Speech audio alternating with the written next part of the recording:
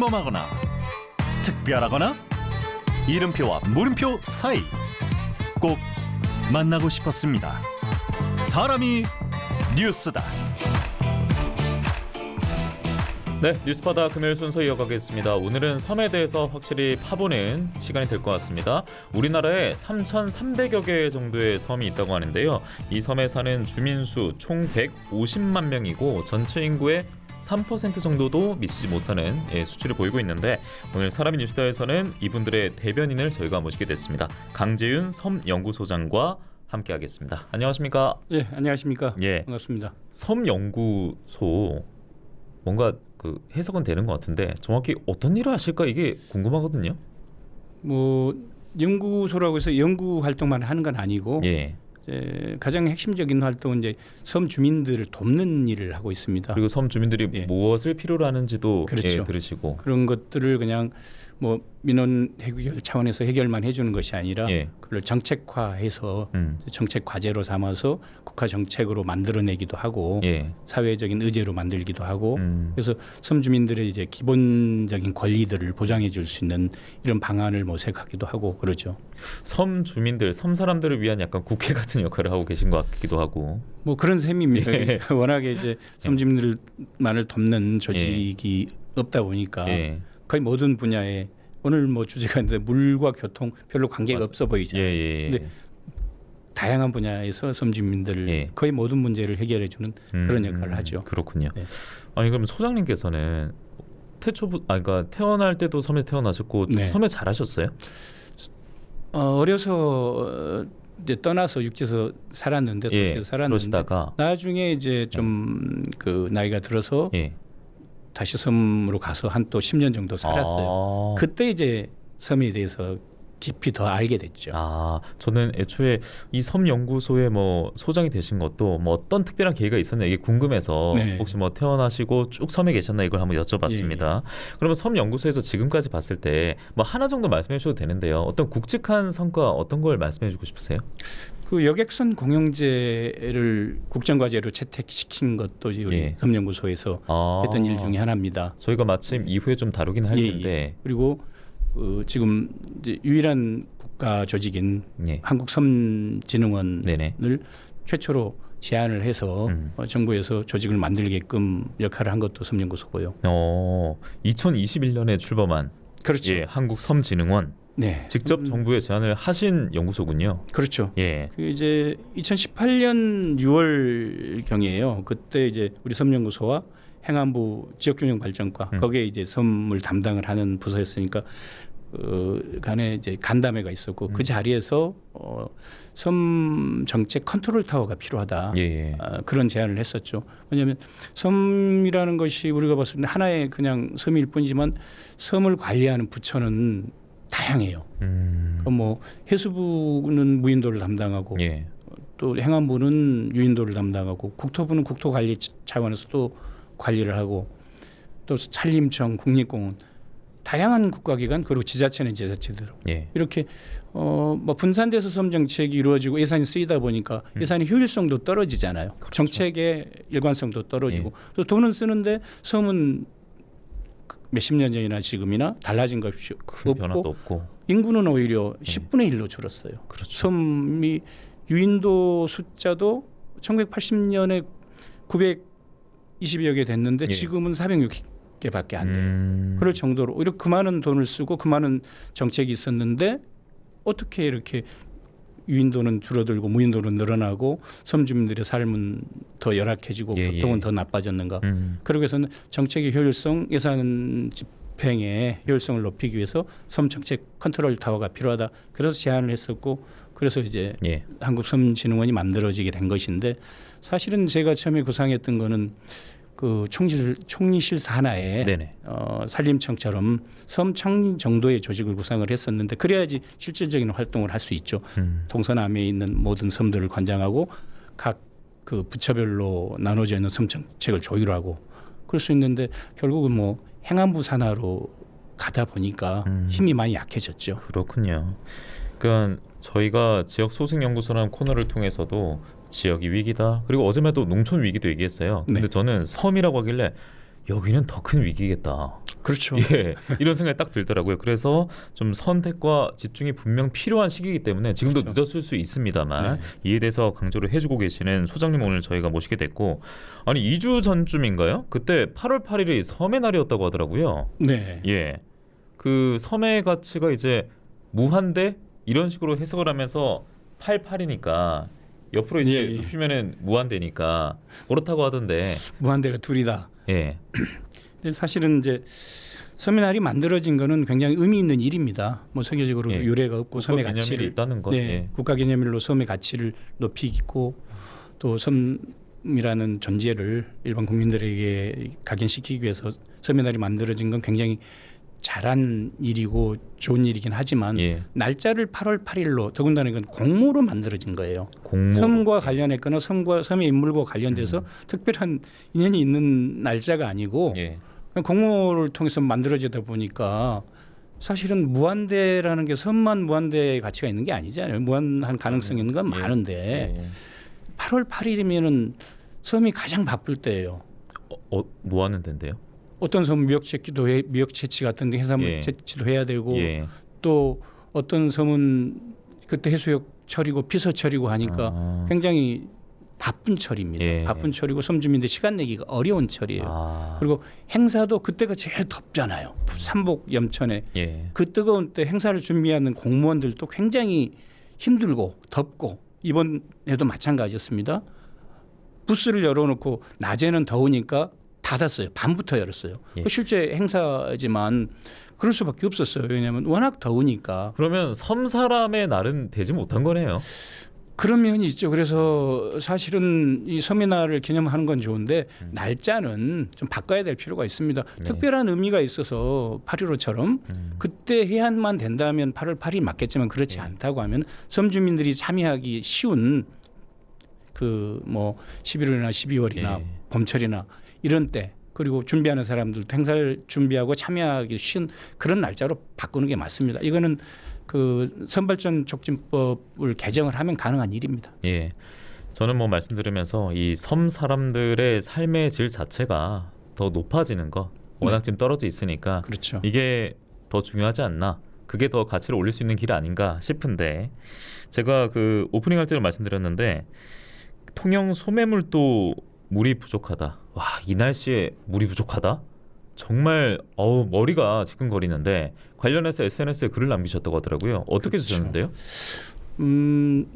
그 소매물도 주민들이 저한테 도움을 요청해 왔어요. 아, 소장님에게. 예, 그래서 예. 제가 소매물도를 들어가서 주민들에게 민원을 들었죠.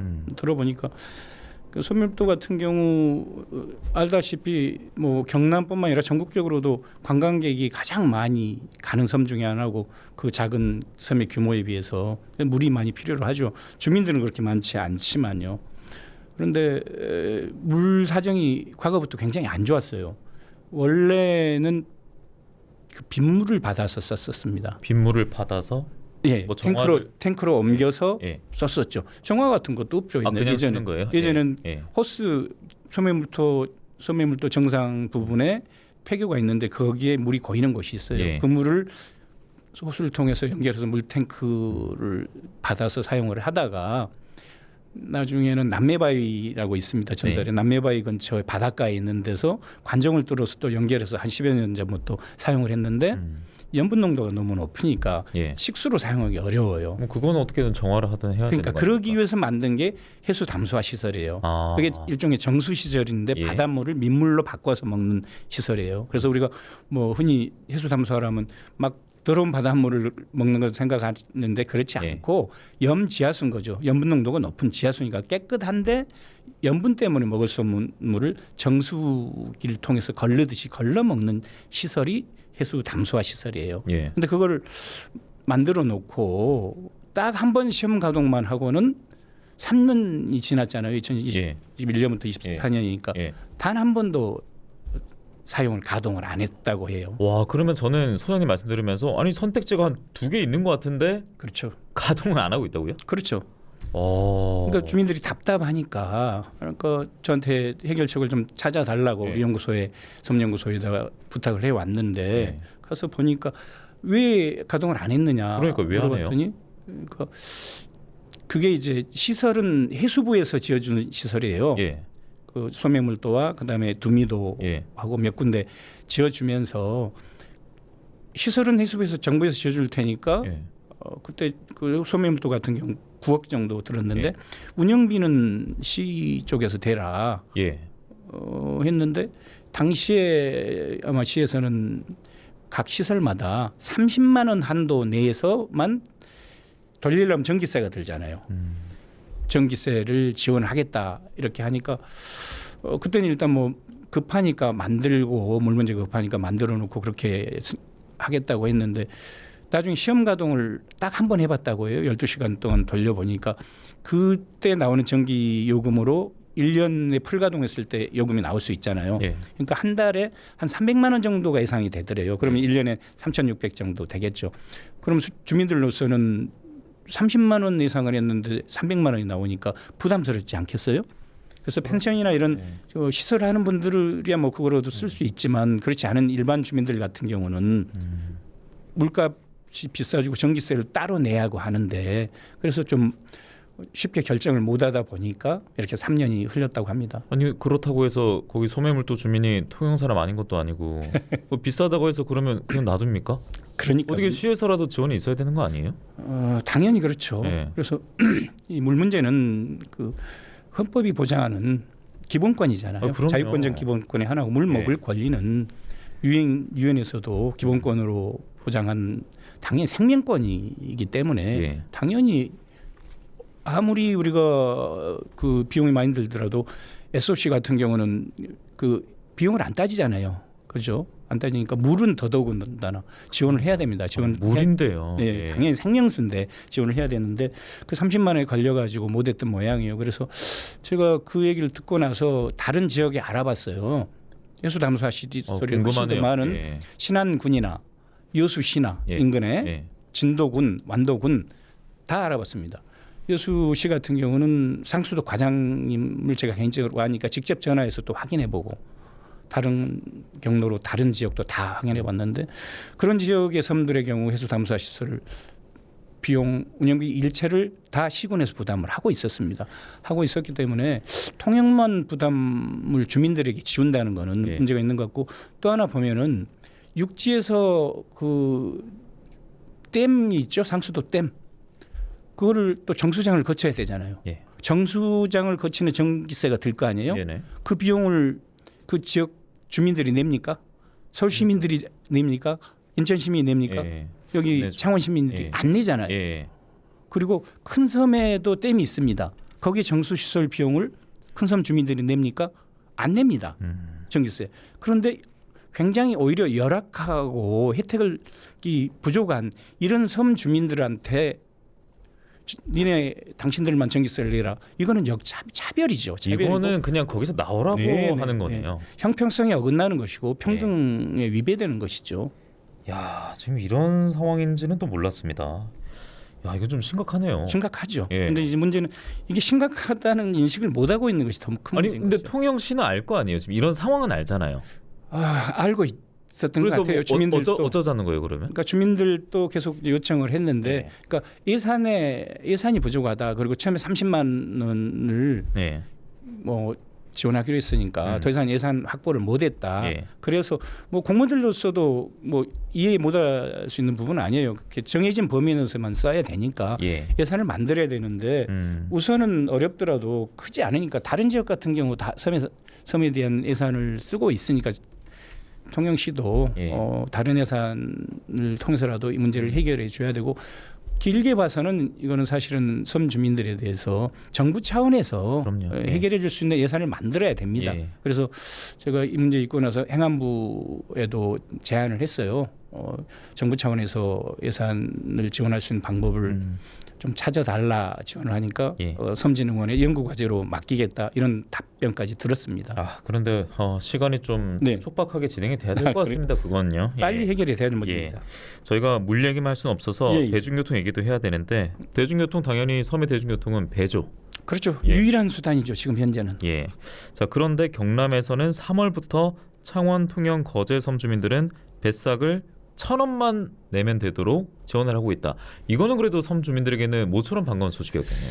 글쎄요, 저는 이제 뭐 글쎄요입니까? 예. 네, 왜냐하면 섬 주민들이 과거에는 일반 그 국민들하고 똑같은 요금을 내다가 예. 한 10여 년 전부터는 굉장히 이렇게 혜택을 좀 정부 지원이 있었어요. 네네. 그래서 아무리 먼 섬도 주민들은 5,000원 미만 요금만 내고 다녔어요. 다 다닐 수 있다. 예. 5,000원이면 뭐 크게 부담스러운 건 아닌 거죠. 그래서 1,000원으로 냈으니까 좋긴 하지만 예. 사실은 이 요금 1,000원 혜택을 주는 것보다 더 시급한 문제는 뭐냐면 먼 섬은 아직도 소매물도나 이런 섬들 같은 경우는 예. 1년에 100일씩 배가 안 뜹니다.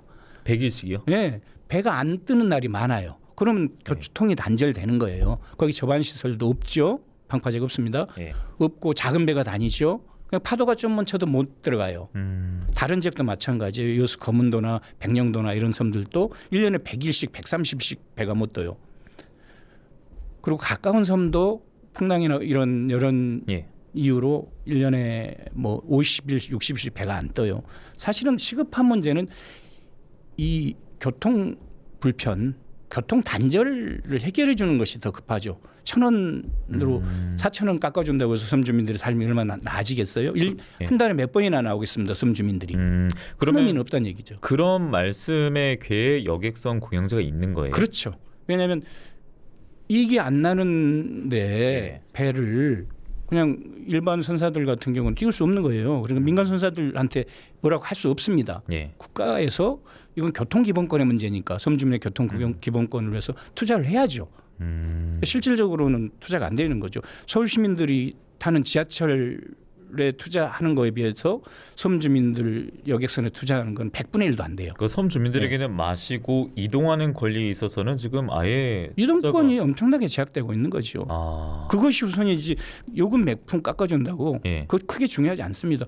할머니들이 한 달에 몇 번 나올 것 같아요. 육지로 몇 번 안 나옵니다. 그러게 몇 번 나오시고 그분들한테 몇천 원 깎아주는 게 그렇게 큰 일입니까? 그렇지 않습니다. 매일 왔다 갔다 하는 것도 아닌데. 그렇죠. 아, 그러면서 말씀이군요. 네네. 예. 그러면요 이 질문도 저희 제작진이 좀 대신 이제 제가 여쭤볼 건데 여객선도 있고 도선도 있잖아요. 그렇죠. 이건 뭐 어떻게 차이를 봐야 되는 거예요? 뭐 똑같은 뭐 이제 이동 수단인데 해상 똑같이 수단인데 여객선 배 같은 거예요? 배 똑같은 배인데 예, 이제 네. 거리에 따라서 예. 그리고 배 규모에 따라서 예. 그러니까 흔히 얘기하면 여객선은 좀 먼 거리를 다니는 큰 배라고 보면 되고 예. 도선은 가까운 거리를 다니는 작은 배라고 보면 됩니다. 근데 어쨌든 중요한 거는 이제 공영제다. 그렇죠. 예. 그래서 뭐 실질적으로 보면은 그 전국에 한 70여 개 섬은 아예 작은 섬들이죠. 교통수단이 없는 여객선이고 도선이고 안 들어가는 데도 있어요. 예. 굉장히 심각한 문제입니다. 여객선이 다니는 항로에 이제 도선이 추가로 다닐 수 없다. 아니 예. 그렇지는 않고 예. 그러니까 여객선이든 도선이든 도선 같은 경우는 지금 뭐 정부나 그 시군의 지원이 없어요. 예. 예. 주민들이 알아서 해야 돼요. 그 부분도. 사실은 그것도 말이 안 되는 이거 대중교통이잖아요. 예. 여객선이 대중교통이 예. 됐으니까 예. 대중교통인데 이거 배만 지어주고 당신들이 운영해라 이렇게 되니까 힘든 거죠. 그러면 이러면 무인도 말고 유인도라도 네. 또 사람이 그 중에 또 적은 유인도가 있을 거 아닙니까? 그렇죠. 그러면 아예 배 안 가는 데도 있겠네요. 배 안 가는 데가 전국에 한 70개 섬이 된다니까요. 아, 그 말씀이군요. 야. 그러니까 육지 같으면 상상할 수 없는 일이죠. 그럼 그분들은 어떻게 다녀요? 자기 배가 있으면 다행인데 대부분 자기 배가 없죠. 그래서 한 번 나갈 때마다 20만 원, 30만 원씩 주고 배를 타고 나가야 돼요. 그럼 그렇다고 그 돈을 지원을 해주냐? 지원 안 해줍니다. 일단 당장에 통영의 욕지도 앞에 초도에 사는 분들, 또 납도에 사는 분들, 이분들 한 번 나가려면 10몇만 원씩, 20만 이건 원씩, 진짜 충격적이네. 30만 원씩 줘야지 육지 나올 수 있습니다. 아니 그뭐 병원을 가야 된다거나 뭐 그러려면 갑자기 그 돈이 드는 거죠. 고칠 게 있거나 하면은 감기약 한번 사러 나가려고 해도 30만 원이 드는 거죠. 말하자면. 야, 이 정도 상황이었군요. 그러니까 여객선 네. 공영제가 국가에서 국민의 이동권을 보장해주는 공영제가 필요한 거죠. 육지에서는 아주 오지 마을까지도 대중교통이 들어가고 그럼요. 철도가 들어가잖아요. 뭐 물론 뭐 배차 간격 다를 수 있지만 들어가긴 들어가니까. 그렇죠. 예. 아예 안 들어간다는 게 문제인 것이고. 야. 그런 면에서 섬은 지금도 여전히 철저하게 소외돼 있고 차별을 예. 받고 있다는 거죠. 근데 이게 고령의 주민들이 아무래도 많을 것 같아서 목소리 내기도 참 쉽지도 않을 것 같고. 여전히 관자만 들어가면 다 무서워합니다. 그러세요? 얘기를 못합니다. 할머니 그리고 할아버지. 만약에 젊은 분들이 섬에 들어가려는 마음을 가져도 이런 현실을 안다면 들어가지도 않을 것 같고요. 유입도 안 될 거고요. 들어갈 수도 없죠. 네, 들어갈 왜냐면 수도 일단 없고. 가장 기본적인 교통수단인데 교통수단이 안 되는데. 그러니까 그거부터 해결이 안 됐으니까. 네. 예. 그리고 오히려 도저히 안 되겠다. 떠나야겠다. 그렇죠. 예, 그런 분들도 늘고 있을 거고요. 가장 큰 문제가 교통수단이고 고립되니까. 예.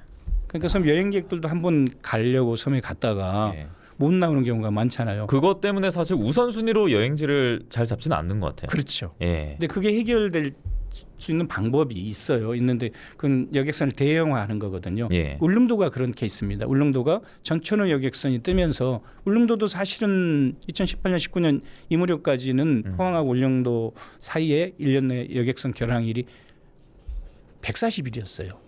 1년에 겨울에는 겨울 3달 동안 한 달에 잘해야 101~2번밖에 안 떴었어요. 예. 겨울이 그래서 아예 사람 들어갈 수 없는 것이었어요. 근데 그렇군요. 전천후 여객선이 뜨면서 12,000톤짜리가 뜨면서 그때부터 결항일이 70일로 절반이 훅 줄었습니다. 그러면서 겨울 여행객들, 관광객들도 늘었고 그리고 일반 주민들도 큰 배가 가니까 고생도 덜하고 겨울에도 이동할 수 있게끔 됐고 이런 그 다리를 넣을 수 있는 섬은 이미 거의 다 났다고 보는데 예. 그 외의 섬들은 다리만이 방법이 아니란 얘기죠.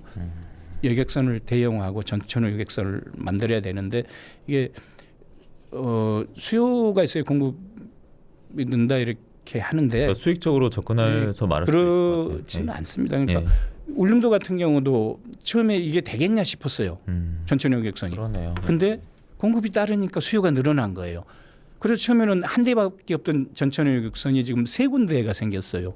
포항 본항에서 하나, 영일만 예. 항에 하나, 후포에서 하나. 가능한 얘기입니다. 예. 자, 소장님 남은 시간이 1분여 네. 남아 있는데요. 그동안에 이제 섬하면 참 폐쇄적이다, 낙후됐다, 혹은 잘못된 루머들까지 형성이 되면서 네. 섬은 우리가 좀 방치한 거 아닌가 싶기도 한데 끝으로 대한민국의 섬 어떻게 기억됐으면 하는지 마무리 말씀 듣겠습니다. 우리가 흔히 영토라고 하면은 땅만 생각을 하잖아요. 예. 근데 영토 개념이 좀 바뀌어야 돼요. 우리가 사는 땅은 육상 영토고 바다나 섬들은 해상 영토예요. 해상 영토가 있기 때문에 그 안에서 우리가 조업을 할 수 물고기를 잡고 조업을 할 수 있고 그다음에 지하 자원도 얻을 수 있는 거잖아요. 예. 굉장히 그게 크죠. 그렇기 때문에 국제적인 분쟁도 많이 일어나고 일본과 중국 사이에 또 우리나라와 독도를 두고 분쟁이 일어나는 게 다 해상 영토에 있는 자원 때문이잖아요. 예. 근데 실질적으로 이런 자원을 네. 지키는 거는 해상 영토가 육상 영토의 예. 4.5배나 됩니다. 여기서 정리하겠습니다. 네.